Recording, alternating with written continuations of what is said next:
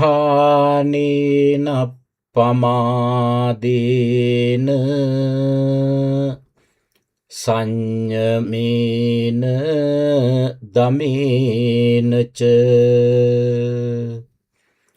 දීපං කෛරාථ මේධාවී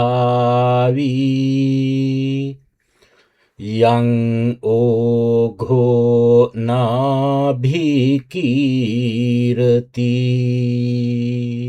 අද ලෝකේ අපි හැමෝම මොකක් හරි දෙයක් පස්සේ දුවනවා. සල්ලි, බලය, නම, කීර්තිය. ඒත් මේ දේවල් ජීවිතේට ස්ථිර රැකවරණයක්ද?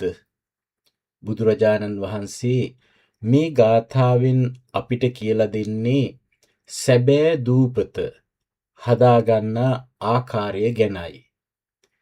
ඒ දූපත තමයි අපේ ආත්ම ශක්තිය. උත්සාහවන්ත වෙන්න, සිහියෙන් ඉන්න, ඉන්ද්‍රියන් සංවර කරගන්න, හිත දමනය කරගන්න. මේ හතරෙන් තමයි අපි අපේ හිතේ දූපත හදාගන්නේ.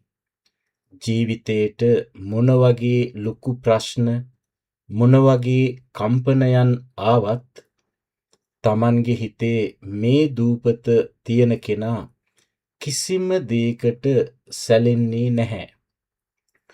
ඔයා අද දවසේ තීරණය කරන්න, බාහිර ලෝකෙ දේවල් පස්සේ දුවනවාට වඩා තමන්ගේ හිත ඇතුලේ ඔය කියපු දූපත හදාගන්න උත්සාහ කරනවා කියලා.